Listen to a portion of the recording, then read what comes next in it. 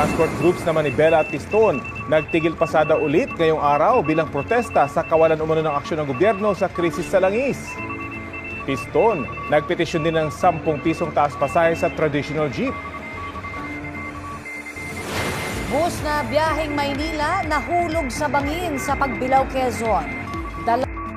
Lalaki naman sa Maynila nalapnos ang ilang bahagi ng katawan matapos silaban umano ng kainuman.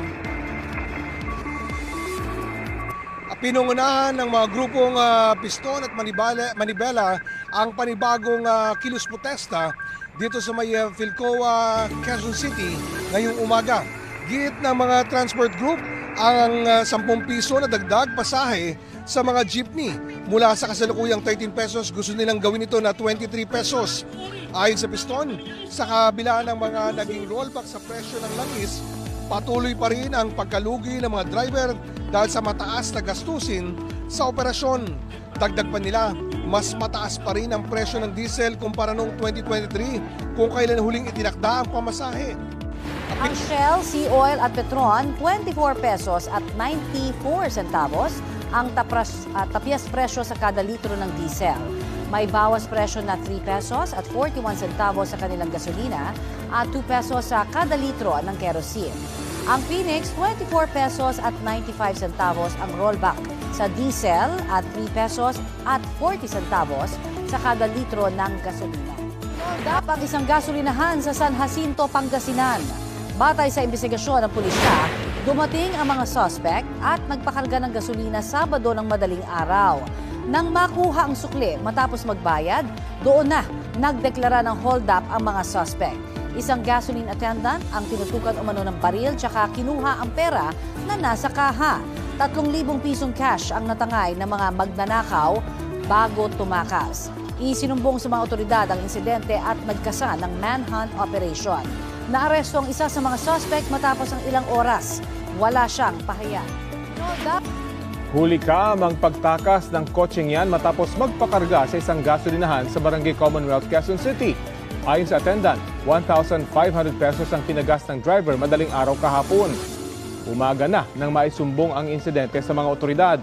Nakuha ng pulisya ang plaka ng sasakyan at base sa paunang impormasyon, nakarehistro sa isang taga-Tagig ang kotse.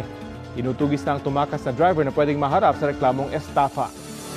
Kuha ito ng CCTV sa isang gusali sa Malate, Maynila gabi noong April 18. Kita ang isang lalaki na nagtangkang pumasok sa isang bahay. Hinarang at hindi siya pinayagan ng 2 lalaki hanggang nauwi ito sa pananakit. 2 residente roon ang tumulong sa lalaking ginulpi. Maya-maya, tumayo at umalis na ang lalaki. Ayon sa barangay, ang lalaking nagulpi, sospek raw sa tangkang pagpatay sa isang tenant ng bahay kung saan niya tinangkang pumasok. Ang pumigil sa lalaking makapasok, landlord umano ng bahay at kanyang anak. Kinabukasan, nagpunta raw sa pulis ang lalaking binugbog. Na ang kwento niya is binugbog siya doon sa lugar ng Barangay 73. Hindi naman siya magrereklamo, ang gusto niya lang makuha yung documents and cellphone niya. Sa investigasyon ng pulis, ilang oras bago ang tangkang pagpasok, naikipag-inuman pa ang lalaking nabugbog sa isang tenant sa rooftop ng bahay. Nagkaalitan daw ang dalawa, tinangka umano niyang sunugin ang kainuman. Sabi ng Pag-asa, may dala itong mainit na temperatura na pwede rin magdala ng ulan sa ilang lugar.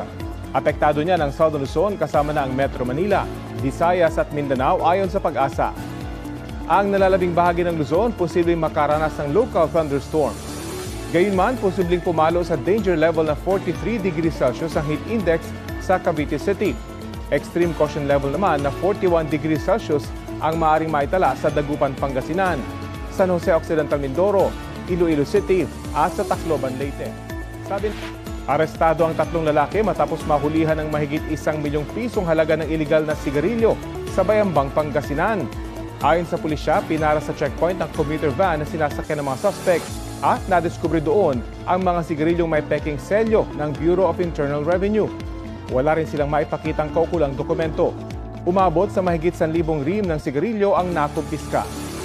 Mahaharap sa patong-patong na reklamo ang mga suspect. Wala silang pahayag. Naglalagablab na apoy ang pinagtulungang apulahin ng mga bumbero sa isang warehouse ng mga pintura sa Barangay Malanday, Valenzuela, mag-aalas 7 kagabi.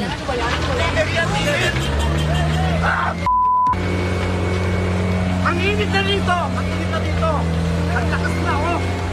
Agad itinaas sa unang alarma ang sunog na umabot sa ikalawang alarma at mabilis kumalat at tumupo sa 2 sa 3 palapag ng gusali. Nakaupo lang po ako dito sa garahe namin. Tapos nakita ko po lumalaki na po yung apoy. Ginanap ang isang ceremony para sa turnover ng press dates mula sa gobyerno ng Kingdom of Saudi Arabia at ng Saudi Embassy Chancery. Nasa 30 tonelada ng press dates ang mula sa Saudi Arabia. Ang press dates ay ibabahagi sa mga Muslim community ng ating bansa sa pamamagitan ng National Commission on Muslim Filipinos at Red Cross. This initiative reflects the kingdom enduring a push to extend goodwill and solidarity to brotherly. Iginiit ni Iranian Parliament Speaker at top negotiator Speaker Mohammad Khalibaf na hindi sila makikipagnegosasyon kung patuloy na magbabanta ang Amerika. Sa isang expose, sinabi ni Khalibaf na hindi negosasyon ang gusto ni US President Donald Trump kundi pagsuko ng Iran. Naghahanda raw ang Iran habang umiiral ang 2 linggong ceasefire pero hindi tinukoy kung ano ang mga ito. Sabi ng isang Pakistani source ng Reuters na sa Miyerkules magtatapos ang ceasefire. Isang opisyal naman ng Iran ang nagsabi sa Reuters na pinag-iisipan pa kung magpapadala sila ng mga negotiator sa Pakistan para makipag-usap sa Amerika. Para kay Iranian Foreign Minister Abbas Araghchi, malaking balakid sa negosasyon ang paghaharang ng Amerika sa Strait of Hormuz. Wala pang bagong sagot ang Amerika. Nauna nang sinabi ni US President Trump na may nilatag silang nuclear deal sa negosasyon ng Amerika sa Iran.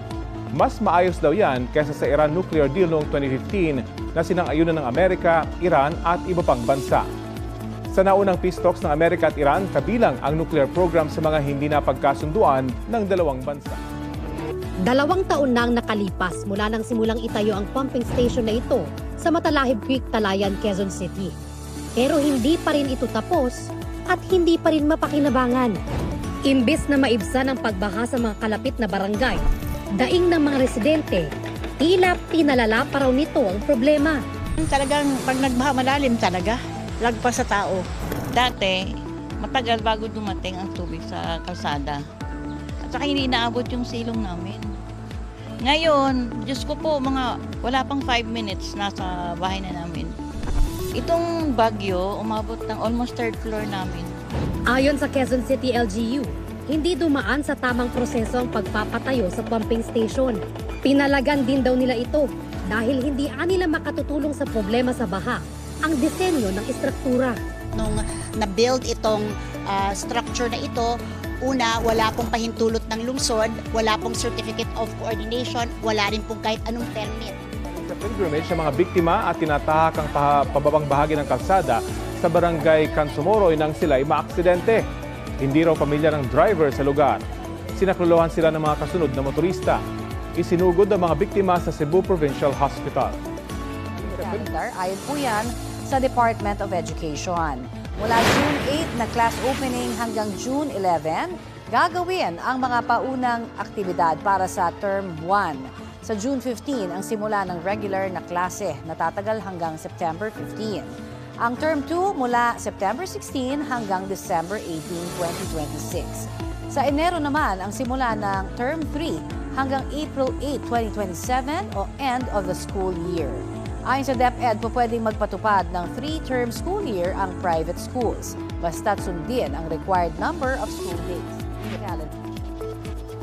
Dumating sa Department of Justice ang magkapatid at kapwa senador na sina Mark at Camille Villar para panumpaan ang kanilang counter-affidavit.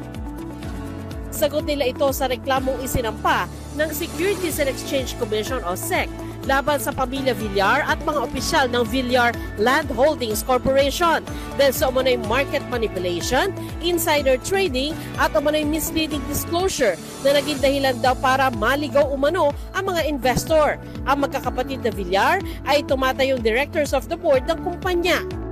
Para po sa Villar Land Holdings Corp at yung mga individual na directors at officers, we maintain that